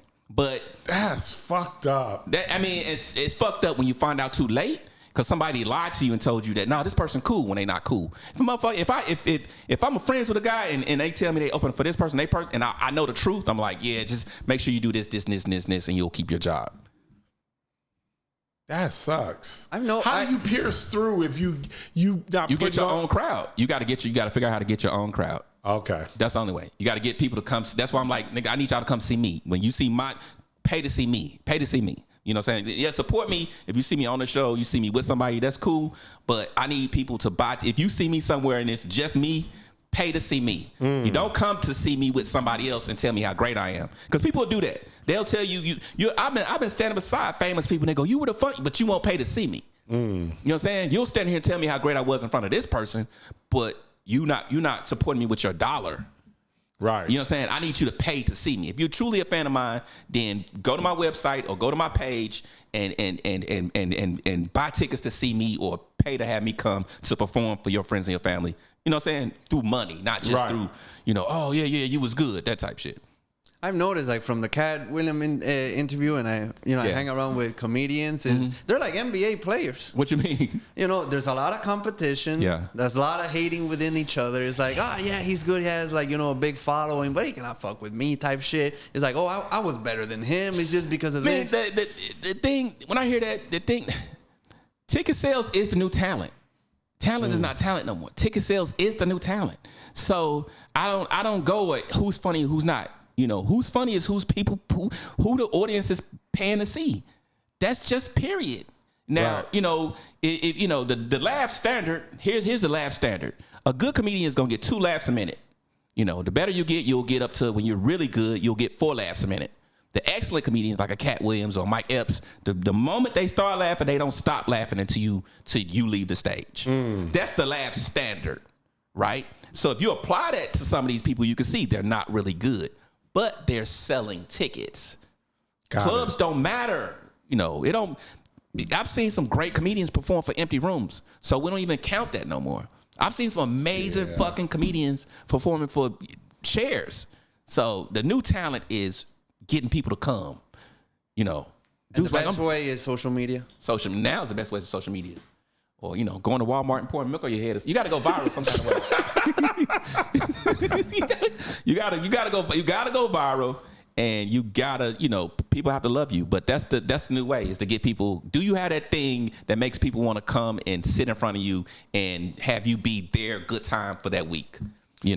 How do you know when you have a good joke? What you mean? Like when you write it, you be like, "That's shit." I know I got it. I can feel it. You got that winner. Like, nah, this gonna kill it right here. When it resonates with sometimes I start getting emotionally unavailable. I have a lot of stuff going on, and I start just kind of getting numb. When I reconnect with myself, and I'm like, and it's something like I got some new stuff now that I'm working on, that I'm doing that really. This girl I was dating went through my phone, and she called all the chicks. This bitch called everybody on my phone. This motherfucker, man. I was drunk after the show, fucked up. And she got a hold of it. Man, she got a hold of my phone. She woke me up. When she woke me up, she was on the phone with my real girl. Like she was on the phone with her talking to her. And I hear my girl in the back like, "But my bitch, hang up. Just hang the fuck. We a team." She on the phone like, "Is that right? Is that what he did? That's crazy. You know what he did right? Bitch, I hang up." So that actually happened, and I'm that like to be. And that happened like 3 or 4 years ago, and I'm finally talking about it on stage because I don't like to be unhealed about something. Some people, these motherfuckers just ain't got a minute. Nigga going through a divorce, still hurt. Just walk on stage, these bitches, fuck these hoes, dumb bitches, and now you hurt, you still hurt. You know what I'm saying? I like to wait till I'm healed and I can go out there and kind of talk about it. So that's where I'm at when I got something that's coming from me and I'm laughing, I'm enjoying it. I'm like, I can feel it. Yeah, that's how I know. You got something like that? Bacterial vaginosis.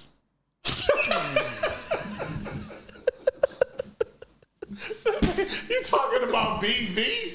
Yeah. You talking about? When a girl cheats on you and you're like, That don't smell right. That's funny. Now, you don't want to talk about it like the first year or two, but now. Year or two? First year. How long did you deal with BV? No, what he just said. Like, it happens to you. Yeah. It's fresh. That's what you mean. It's fresh. You're not ready. I'm not ready to talk about it. I see comedians do that take that fresh pain to the stage. And some people have the ability to make fresh pain funny. A lot of niggas don't. So, a lot of people, they like Kanye. They just saying shit. And it's like, nigga, you ain't over this. You still hurt. You still, I can hear the hurt in a person's heart. Right. And you expecting people to laugh to kind of help you get through it cathartically, but this still weighing on you. The job of an artist is to digest the pain and then bring the people the clarity and the insight on the other side. Not just like, I hit bitches in the face, and sometimes you got to hit these bitches in the face. It's like, okay, man, you hurt, nigga. Just you know what I'm saying? Right. Get past it. Move past it. When's your next show? Shit. This weekend I'm with Malik B, internet guy. We at the Punchline in Baltimore. Then after that, the next night I'm at Selly's Comedy Club in Philadelphia. Then the following week I'm with Corey at Ontario Improv. With Corey Holcomb with Ontario on the 9th Mother's Day weekend. Okay. See what you wear the glasses. You're touring in Philly, Baltimore. You're from Memphis. Diffuse the people. You wear glasses. You're not a threat. Nah, yeah. He don't have lenses. Nah, he a threat. This nigga don't have lenses. He's like, I mean, are we safe? You always trying to get a little bit of like just that little visual. Cause people, I say some serious stuff, and when I ain't wear nothing, and I'm just up there saying this stuff, I can see people like, cause it's funny, but it's serious. It could be true. A lot of my jokes are like this far from like the absolute truth. It's like a little. It's just like, see, they can be mad. They can be mad. So I know you talk about current events and stuff like that. What do you think about what Shannon Sharpe is going through right now? He shouldn't have put. They told him not to put that cat interview up. They just waited a year. All he did was wait a year. All they did was wait a year. That's all they did was wait a year. So now they coming to get him. Man, when they come to get you, they come to get you. When who do you? Wait a minute, who told him not to put the whatever they got mad at him about that cat shit? They didn't like that. A lot of people didn't like that. That's whoever, and they always come at you with a woman. Whenever it's a woman, I know it's them. Whenever it's a sexual harassment, a rape case, Mike Tyson, whenever they got dudes about to go to the Supreme Court, it's all of a sudden he put his hands on a lady's shoulder in 84, and now you can't be a justice. You know what I'm saying? Like it's always a lady. It's always a lady. But I think it helps him because people may call him gay. So they stopped that. They stopped that because of the tape. The tape before that, they couldn't say he was gay no more. No. And now this confirms that he's not gay. He putting it down. I mean, I'm not that invested in proving the man is gay to keep debating it. I met Shannon Sharpe. He's a cool dude. He don't want no trouble. Look, he don't want no trouble. You went through how many years of the NFL you went through? Come on, man. You did the most manly shit a man could do. Every Sunday, pretty much your whole life. Absolutely. Can't nobody question your manhood from, having broken bones and still playing to, you did some to weightlifting. He a real one in that gym. Yeah, man, come on, man. You a man. Okay? You can't question this man's manhood. You know what I'm saying? Whether homosexual or not. You know what I'm saying? That's worst case scenario he is. We still can't question a man's manhood. Period. You just can't. And being from Memphis, how you feel about John Morant? On some bullshit with playing with guns and all the shit he doing. He now has a grenade. Man, the grenade is funny. It's always niggas that's not from that want to be that. My little nephew was like that, man. My sister called me, man.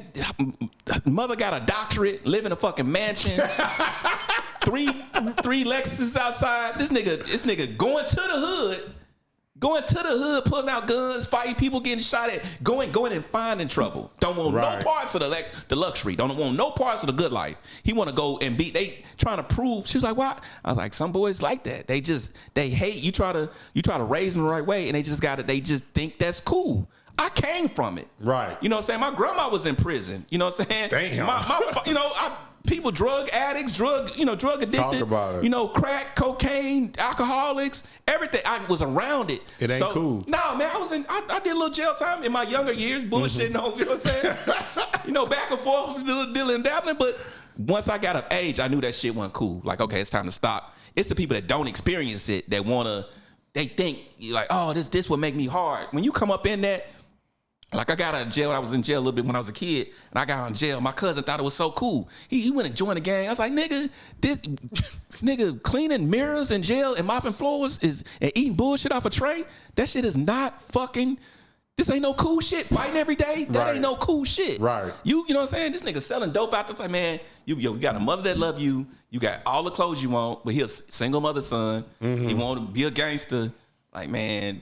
You know, and it's hard to explain because they looking at it like you don't understand. You been through it. You didn't like, yeah, but this shit ain't no cool. Ain't no shit to aspire to. Right. It's some shit you deal with if you got to. But I would rather not have went through that. You know what I'm saying? I would rather just be. You know what I'm saying? I was one of the people like I don't need to lose to win. Like I get it when somebody done lost everything and came back. But I'll also give people credit that never had to lose. You ain't have to do 30 years in prison. You just live your life right. Right. You know what I'm saying? A lot of black men, we got to get prison 15 years. We got to get 18 to 33 prison and then get out, get married. And right. Like nigga, okay. Yeah. Let's start celebrating people that just, you know, can do shit right. So, yeah, he a knucklehead, but I get it. He gonna grow out of it, but. You think, but Morant, to me, he had the NBA by the balls. Like they was really ready to hand over the throne to him. But he wasn't ready for it. He wasn't ready for what that, because that's an image.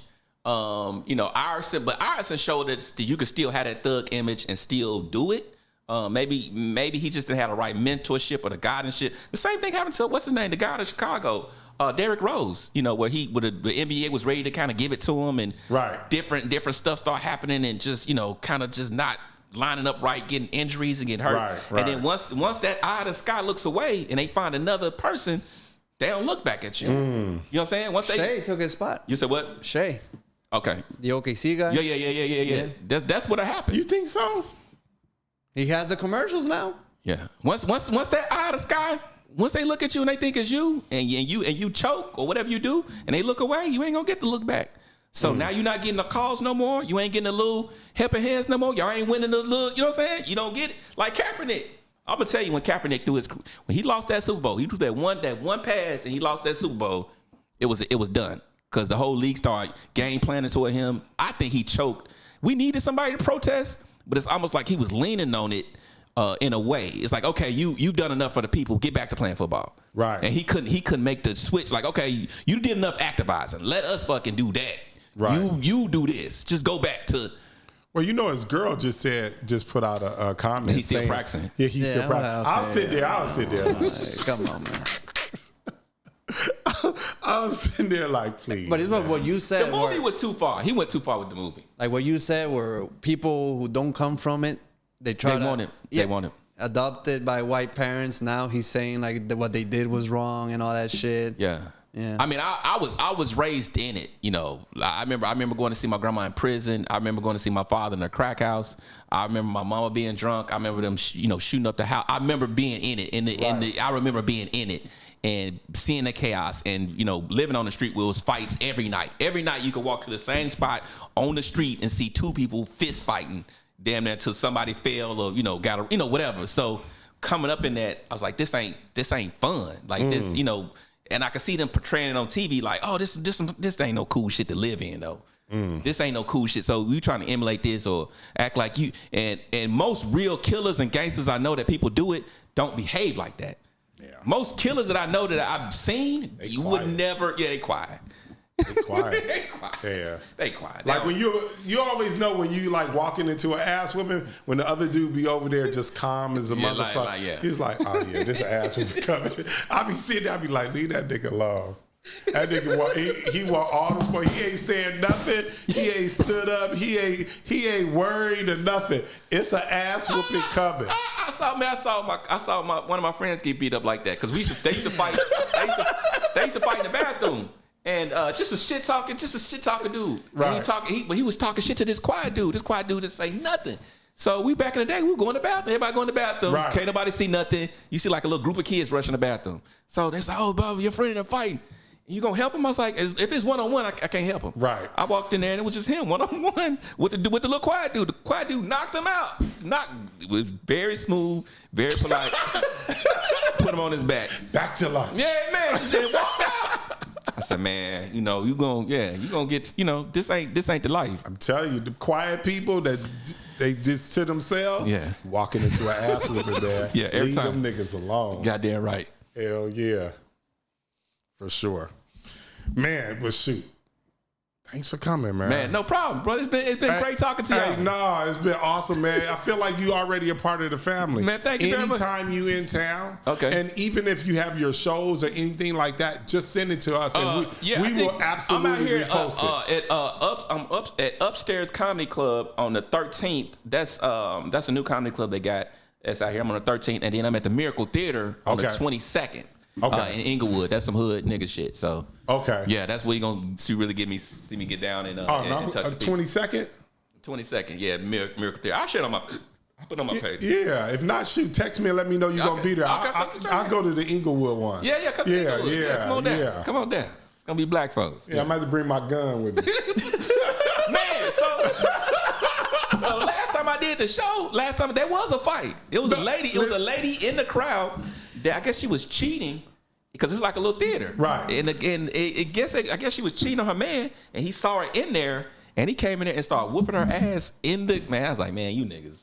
Luckily, I had already performed because they know that's not like a heckler where you can go be quiet. That's a dude like, bitch, Yeah. What did she do to get him so angry? That man, he was. No, she said she was in there cheating. She was doing something. He was like, come on, I need to talk to you outside, and she didn't move quick enough. And he just started whooping her ass right there. And I was like, man, this is some wild shit. It's some wild shit. Did you intervene? Man, no. That's a family issue. I don't intervene in domestic stuff, man, because you know what? I've seen dudes break up, stuff like that, and then they both jump the guy. You know what I'm saying? Were you like, man, don't do that to that lady? And then you hitting the guy, you fight with the guy, and then she like, who hit me? It's her hitting me. I've seen, like, you know what I'm saying? Like, okay, if I see a lady run away from a dude, it's like running, like, okay, let me help her or whatever. Right. But if they just stand there arguing, like, okay, and he just, like, nah, leave me. You know what I'm saying? Right. Yeah, But sometimes, you know what it is? I don't know if you ever been in that situation, you with your girl, and you like walking to your car, and there's two people arguing, and the guy starts whooping the other girl ass. Funny. And then your girl looking at you like, nigga, what you gonna do? Man, it's I talk about it on stage because it's a weird thing. I've noticed some women, I tell people, like, they don't like to hear it. I said some women that never have any man touch them ever. Right. There's some women on planet Earth that go their whole life without having any man ever put hands on them. Right. And some women get their ass beat by every man they meet. That's true. That's some real shit. Every man they meet, some kind of way end up whooping their ass. But people don't want to isolate the difference. Right. They want to just, she a victim. If every man whooped your ass, she doing something. She doing denominator. She is the common denominator. The sick part was I've had women that I didn't hit, that I knew had gotten hit, that I didn't hit. They were mad at me because they couldn't. No, I was like, I know you want your ass whooped. I'm not gonna do it. No, I can sense it and feel it that you believe me going upside your head is love. I'm not, because I don't want it on my conscience. It's funny you mentioned love. I had a girlfriend tell me, she was like, because we were sitting there arguing over something, and then she felt like I was gonna hit her, and I probably thought about it a couple of times, but she was like, you don't love me enough to hit me. I said, oh. I sobered up immediately. Man. I was like, oh, this bitch crazy. I'm good. In a way that I don't want. Yeah, in a way I don't want no part of. I saw the domestic stuff between my mother and my father. Them getting down the way they got down. And when I got older, I'll tell you this, I hit one girl, and she was taller than me. I think I was in 9th grade. So she was sweet. I love tall girls, and she was sweet as long as there wasn't nobody around. If it was just me and her, she was sweetest, man. She was sweet. Buy me cookies, bring me all kind of stuff, whatever. Just kind of spoil me, good girl. But when people was around, she bullied me and be like, "Oh, he little," and smack me upside the head, all kind of shit. When people just do dumb shit kids do. So we walking together, a couple of us, and she doing this shit again. It's people around. She trying to show out, and I get upset, and then I just punched her in her arm, and she fell.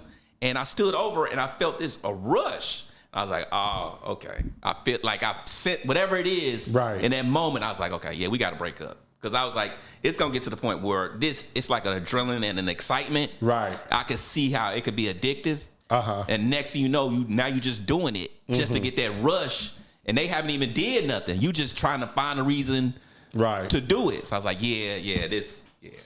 Some girls don't understand like hitting a man. Sometimes you don't know what he been through all day, and you might just he might just react. Yeah. And he not really that guy. Nah. But you do it at the wrong moment, and you just walk into an ass whooping. And you didn't let your anger. And a lot of times men we're not. I'm not to make no excuse, but sometimes we're just not aware of where we are emotionally.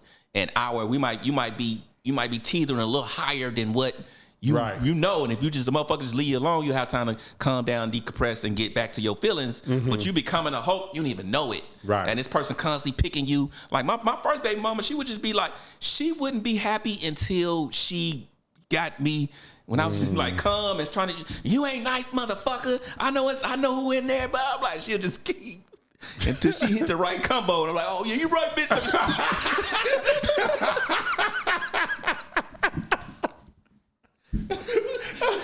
I'm gonna give you what the fuck, you just stay right. It's like, okay, let me. Yeah, cause she ain't believe after we broke up, she ain't believe it. Cause I was trying to change. You know how you leave a relationship, like I need to be a different person going forward. Right. And after about a year and a half afterwards, and she was dealing with somebody. And she called me, she was trying to argue with me. And I feel like, okay, I don't love you. We're not together no more, so I can't argue with you. You got another man. I can't argue with another man's lady. Right. That look like I'm in love. Plus, I got a lady. You know what I'm saying? So I need to show my lady that I'm not, you know what I'm saying? We're not tripping. Yeah, so I'm just like kind of being stoic, like, yeah, whatever. Come pick up the girl stuff. You know, like just talking regular. You ain't this, trying to act like you cool. Blah, blah, blah, blah, blah. You just keep going out. I hung up. Finally, I picked up the phone, and she figured whatever the code was, she figured it out. I was like, all right, well, bitch, I'm over here. You know where it's at. You come get the magic, right? So then her dude called me. He was like, what the fuck you just say to her? I was like, I'm going to tell you what I just told that bitch. Y'all can come get the motherfucking magic. It's over here waiting on you. Everything, you know what I'm saying? They got in their car. They came over there, and I went on and tuned them up. I gave them both of them what they were. I gave them both what they were coming for. Ain't had a problem since. Man, no problem. Now, I had a lot of problems after that, but yeah, they got it. Leave him alone. That's when the court shit happened. That's when they started doing the court shit. Yeah, okay. But yeah. Nah, man, like I said before, man, we appreciate you coming through, man. Thank you for having me.